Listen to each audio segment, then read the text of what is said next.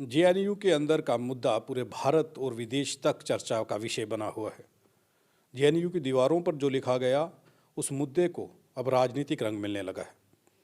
JNU के अंदर ABV के छात्रों ने या उनके नेताओं ने अब ये इल्ज़ाम लगाए हैं कि ये उसी समुदाय के लोग हैं जो भारत विरोधी नारे पहले भी दीवारों पर लिख चुके हैं। इस मुद्दे पर चर्चा करने के लिए हमारे साथ सीनियर एडवोकेट अशोक बसोत्रा जी हैं और मूल निवासी तरसेम लाल जी हैं। उनसे बात करेंगे, आखिरकार हमेशा जब ऐसे स्लोगन यूनिवर्सिटी में दीवारों पर लिखे जाते हैं, उसके बाद किसी एक विशेष धर्म के लोगों को या जाति के लोगों को टारगेट करने का किसने हक दिया। कुछ तो गोदी मीडिया ने यहाँ तक कह दिया कि वाकई में उन्हीं लोगों ने ये लिखा है जो पहले भारत विरोधी स्लोगन लिखते रहे हैं, जबकि अभी इसकी इंक्वायरी चल रही है। अब इसके पीछे की कहानी क्या है, उसे थोड़ा समझने की ज़रूरत करते हैं। स्वागत है सर। बहुत बहुत शुक्रिया संसार जी। स्वागत है सर। शुक्रिया, थैंक यू सर। चर्चा शुरू करते हैं। अशोक जी, आप कैसे मानते हैं भारत छोड़ो, ब्राह्मण भारत छोड़ो या वैश्य भारत छोड़ो जो है जैसे स्लोगन लिखे गए हैं और खून बहेगा ऐसे स्लोगन जो हैं वो वहाँ पर लिखे गए हैं जेएनयू की दीवारों पर, आप कैसे मानते हैं कि किसकी ये कारस्तानी हो सकती है और ये क्यों लिखे गए होंगे, ये कारण क्या रहा होगा? सबसे पहले तो संसार जी मैं ये कहना चाहूँगा कि कोई भी इवेंट या कोई भी ऑकरेंस या कोई भी हैपनिंग होती है तो उसके जांच करने के तरीके होते हैं। अगर कोई ऐसा कुछ हुआ है जैसा कि पूरे मीडिया में आया है और सब जगह ये सामने बात आई है कि जेएनयू में ब्राह्मणों भारत छोड़ो, बानियों भारत छोड़ो लिखा गया है और खूनी संघर्ष होगा लिखा गया है, ये सब सामने आ गया है, तो मेरा ये मानना कि इस पर एक तो वीसी ने संज्ञान ले ही लिया है, वाइस चांसलर साहब ने, इसकी इंक्वायरी हो रही है। इंक्वायरी के बाद जो सामने आए वो माना जाना चाहिए। पहले ही एक धारणा बना लेना गलत है। जो मीडिया कर रहा है, खास करके गोदी मीडिया जो कर रहा है वो गलत कर रहा है। दूसरा, इसमें अगर कल को पुलिस को रेफर हो जाता है मैटर तो पुलिस इन्वेस्टिगेट करे। तीसरा, मेरा ये मानना है कि जेएनयू में कैमरे तो लगे होंगे, क्योंकि पहले भी कुछ वारदातें हुई हैं तो उसकी फुटेज बाद में आई है, तो वहाँ पे कैमरे लगे हैं, तो ये ज़्यादा मुश्किल नहीं था आइडेंटिफाई करना कि किन्होंने किया है। पहला तो मैं ये कहना चाहूँगा कि it's a matter of investigation, proper investigation हो और उस पर एक्शन हो, ये तो मैं कहूँगा, क्योंकि कोई भी चीज़ कानून के विरोध में वो गलत है। दूसरा, अब मेरा अपना जो ओपिनियन है वो ये है कि क्योंकि भारत का मूल निवासी जाग चुका है और भारत के मूल निवासी की जो पॉपुलेशन है वो संसार जी 94% है। ब्राह्मण बनिया कुल मिला के 3-3.5% और इसमें अगर क्षत्रिय राजपूत भी मिला लें तो ये 6% से ऊपर नहीं जाता। तो 94% population SC ST OBC minority मिला के जो इनमें से कन्वर्टेड माइनॉरिटी के लोग हैं वो जाग चुके हैं और भारतीय मूल निवासी बड़े ज़ोर से, बड़ी ताकत के साथ एक ही बात कह रहा है कि जितने भी विदेशी भारत में आए थे वो वापस चले गए। जैसे फ्रेंच आए, डच आए, पोर्तुगीज़ आए, अंग्रेज़ आए, सब चले गए, और जो नहीं गए उन्होंने भारत के संविधान को और समता, स्वतंत्रता, बंधुता और न्याय पर आधारित समाज की संरचना को एक्सेप्ट कर लिया।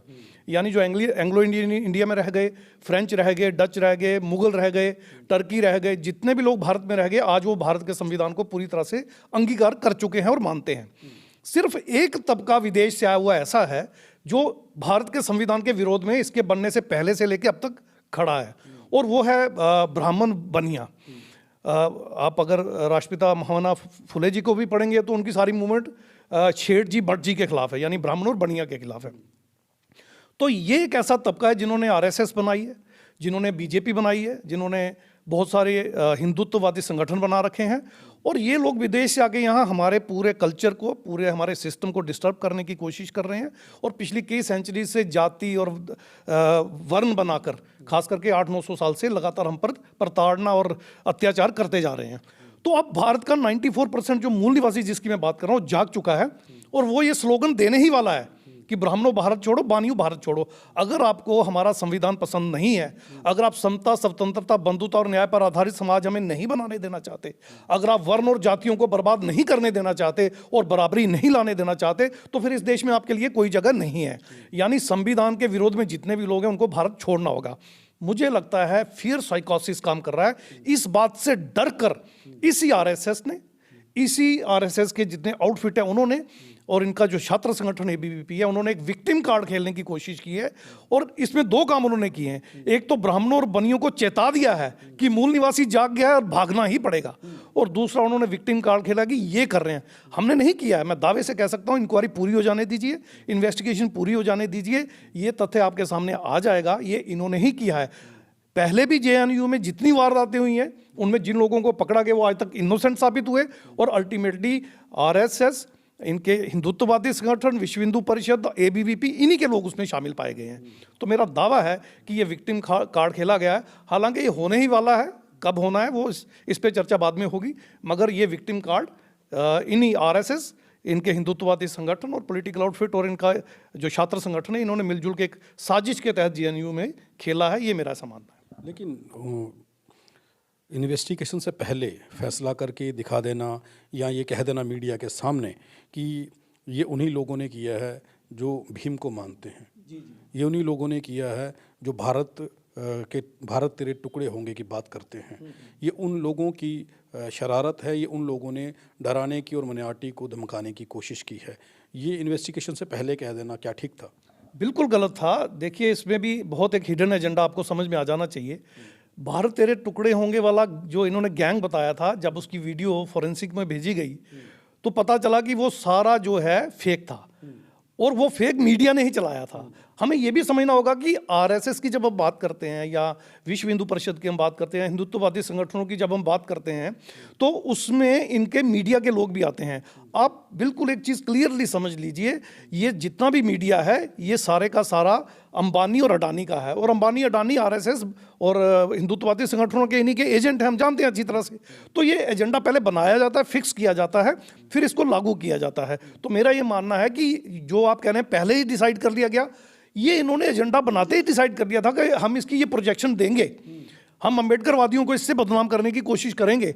अब भारत में 4-5-6% ब्राह्मणवादी हैं और बाकी सारे अम्बेडकरवादी हैं। तो ये अम्बेडकरवाद वर्सेस ब्राह्मणवाद की इस लड़ाई में गोदी मीडिया ने ये एजेंडा पहले से सेट कर रखा था, और इस एजेंडे को ही पूरा करने के लिए ये सारी वारदात जो है उसको अंजाम दिया गया है। धन्यवाद हमारे साथ बात करने के लिए अशोक जी।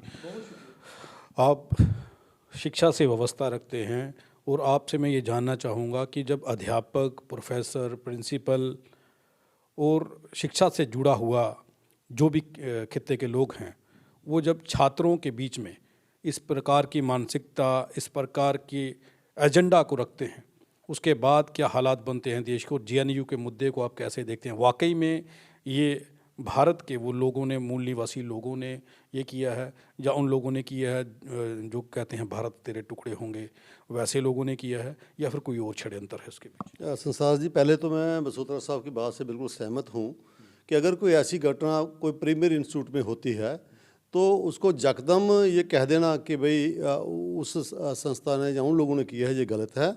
तो ये पहले भी हुआ है, जब ये वहाँ पे टुकड़े टुकड़े गैंग पर इल्ज़ाम लगाते थे तो कुछ स्टूडेंट जो हैं, क्योंकि जेएनयू ऐसा एक प्रीमियर इंस्टीट्यूट है जहाँ फ्रीडम है, तो उन्होंने नारे लगाए भुखमरी के ख़िलाफ़, उन्होंने नारे लगाए जात पात के ख़िलाफ़। तो उस नैरेटिव को इन्होंने एंटी मुस्लिम कहा, और एंटी मुस्लिम बना के कुछ मुस्लिम और कुछ दूसरे लोगों के ऊपर जब उन्होंने केस दायर कर दिया तो कोर्ट में कुछ भी साबित नहीं हुआ।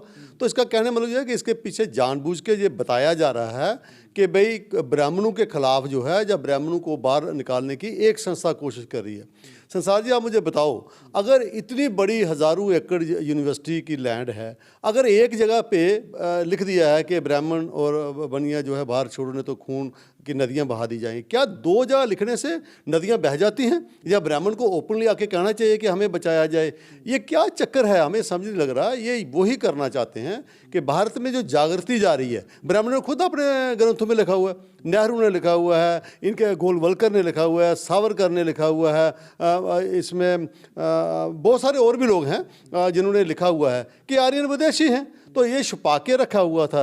अब आर्यन विदेशी हैं तो आर्यन कौन है? ये अपने आप को आर्यन बोलते हैं, आज ब्राह्मण बोलते हैं। अगर किसी ने लिखा है, पहले तो उसकी इंक्वायरी हो जानी चाहिए, इंक्वायरी के ऊपर फिर बात करनी चाहिए कि किसने कहा है। ये तो बहुत बहुत नारे लिखते रहते हैं हमारे खिलाफ, ये तो अभी इन्होंने एंटी रिजर्वेशन मूवमेंट बनाई है, ये तो हमारे SC ST OBC और माइनॉरिटी के लोगों को नालायक कहते हैं। तो जब ये इतनी बड़ी बातें लिख देती है तो हमारे लोगों ने नहीं कहा हम बाहर चले जाएंगे, क्योंकि हम तो मूल निवासी लोग हैं, बाहर जाने का क्या मतलब? अगर ब्राह्मण को लगता है कि वो देसी है, वो विदेशी नहीं है, तो डर क्यों रहा है? वो उसको नहीं डरना चाहिए।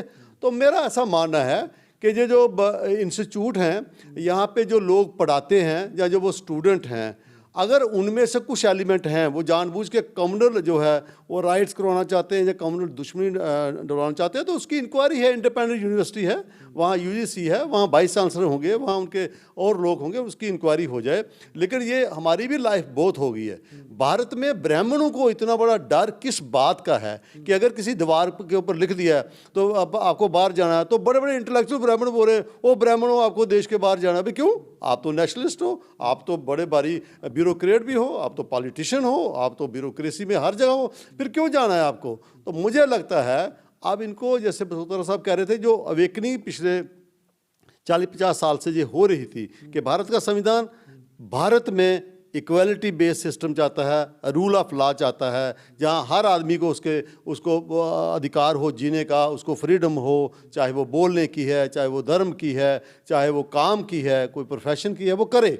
अब क्योंकि वर्ण व्यवस्था में जिन लोगों को थोड़ा लगता था कि ये लोग सेवा ही करेंगे, जब वो सेवा से बाहर निकल रहे हैं तो ये बहाने बनाए जा रहे हैं कि हमारे खिलाफ ऐसे को पोस्टर लिख रहा है। मैं समझता हूँ ये कॉन्स्पिरेसी है, इन्होंने खुद लिखा होगा। और हमारे देखो जो बाबा साहब की बात कर रहे हैं, बाबा साहब के जितने भी फॉलोअर हैं, बाबा साहब उनको कह के गए हैं कि आपको कॉन्स्टिट्यूशनल मेथड अडॉप्ट करने हैं। कॉन्स्टिट्यूशनल मेथड क्या है? अगर आपको कोई प्रॉब्लम है, हम धरना दे सकते हैं, हम कोई ऑर्गेनाइजेशन बना सकते हैं, हम लोगों को एजुकेट कर सकते हैं। तो हमारे लोग जो है अगर वायलेंस पे आते तो क्या इतनी देर लग सकती थी कि हम कहते हैं आप बाहर चले जाओ? ऐसा कुछ नहीं है। बाहर इनको जाना है। क्यों जाना है? क्योंकि विदेशी हैं। अब वो कब जाएंगे कब नहीं जाएंगे उसके बारे में हम कुछ कह नहीं सकते, क्योंकि हम ऐसी को काम करना नहीं चाहते हैं। कौन कहता है? हम तो कुछ चाहते हैं अगर ब्राह्मण ये डिक्लेयर कर दे कि भाई हम भारत के संविधान को मानते हैं या हम कोई जात पात नहीं करेंगे, तो क्या है? उनको क्या परेशानी? उनको रखेंगे जहाँ जितनी उनकी आबादी के बताओ है कि यहाँ पर अब सीए जैसा कानून बनाया जाता है, उस कानून का विरोध भी होता है पूरे भारत में। तो उस कानून के तहत किन लोगों पर कार्रवाई होगी? क्या वाकई में इन लोगों पर भारत सरकार जो भारत के बाहर से आए लोगों पर कार्रवाई करने जा रही है, जिसके चलते ये डर है? मुझे लगता है अगर वो सही तरीके से इम्प्लीमेंट करें तो शुरुआत इनसे ही होनी चाहिए। अगर वो सीए या एनआरसी के जरिए विदेशी लोगों को बाहर निकालना चाहते हैं ना, तो फिर इतिहास को ले लें, तो इनको बाहर निकालना पड़ेगा। अब मुसलमान जो अगर अफगानिस्तान पाकिस्तान की बात करते हैं, वो तो भारत एक ही था ना, सब कॉन्टिनेंट था, वो तो हमारे हिस्से थे, वो तो अलग अलग देशों में चले गए। लेकिन जो इस कॉन्टिनेंट से भी बाहर से आए हैं, तो अगर सीए और एनआरसी की बात करनी हो, मैं कहता हूँ अगर कोई वहाँ इम्पार्शल आदमी जो है वो इसको इम्प्लीमेंट करे तो फिर तो इनको जाना है, फिर तो उनको बोलने की ज़रूरत नहीं है। तो इसलिए वो इसको लागू नहीं करेंगे। वो इसको कॉमनल, फिर जब वो लागू करेंगे 2-4 मुसलमानों को जब वो बाहर निकालेंगे, फिर वो कॉमनल फसाद कराना चाहते हैं, लागू वो कर नहीं सकते हैं, क्योंकि बाहर विदेश जो बाकी कंट्री हैं वो इसको मान्यता नहीं देंगी, क्योंकि जो लोग हज़ारों साल से यहाँ रहे आप उसको कैसे निकाल सकते हो?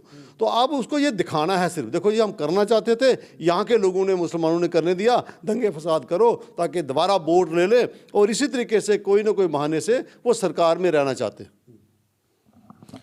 कुछ कहना चाहेंगे सर? हाँ, मैं एक मैसेज ज़रूर देना चाहूँगा जितने भी लोग आरएसएस में ओबीसी एससी एसटी माइनॉरिटी के हैं। देखिए 98% माइनॉरिटी, चाहे मुस्लिम है, सिख है, क्रिश्चियन है, वो हम में से कन्वर्टेड है। एससी एसटी ओबीसी मूल निवासी बहुजनों से कन्वर्टेड है।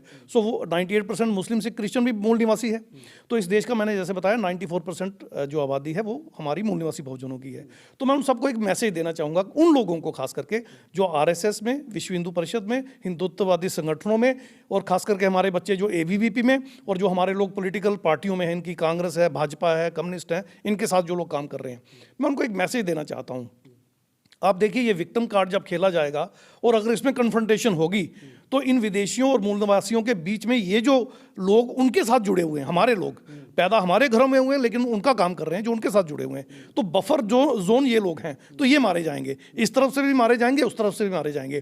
तो इस घटना से हमारे उन लोगों को मैं ये मैसेज देना चाहता हूँ, सबक ले लीजिए और जल्दी से जल्दी इन सबको छोड़कर अपने खेमे में आ जाइए, अपने लोगों की ताकत बनिए, बाबा साहब के मिशन का हिस्सा बन जाइए, फुले शाहू अम्बेडकरी विचारधारा को अपना लीजिए।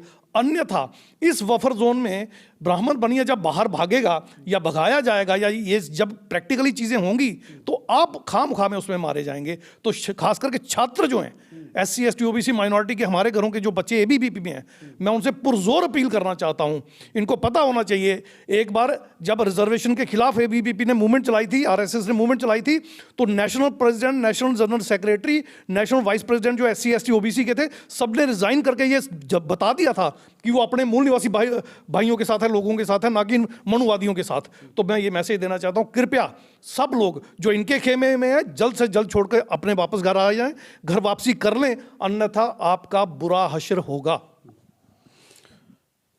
एडवोकेट अशोक बसोत्रा जी ने ये सीधे तौर पर कहा है कि मूल निवासी लोगों को अपने घर वापसी करनी होगी, अन्यथा खतरा होगा, उन लोगों को नुकसान हो सकता है। हम फिर ये कहना चाहेंगे, यूनिवर्सिटीज़, कॉलेजेस, स्कूल ये शिक्षा के वो मंदिर हैं जिनके अंदर शिक्षा दी जानी चाहिए, लेकिन इनके अंदर राजनीति और इस तरीके के षड्यंत्र जो रचे जा रहे हैं, जिसमें भारत का माहौल ख़राब करने की कोशिश की जा रही है, जिसमें खास करके गोदी मीडिया का मुख्य रोल है, तो इससे सावधान होने की ज़रूरत है। आप देखते रहें RTI इंडिया न्यूज़, लोकतंत्र का पहरेदार, ताकि आप तक पहुंच सकें सच्ची और बिल्कुल सटीक खबरें।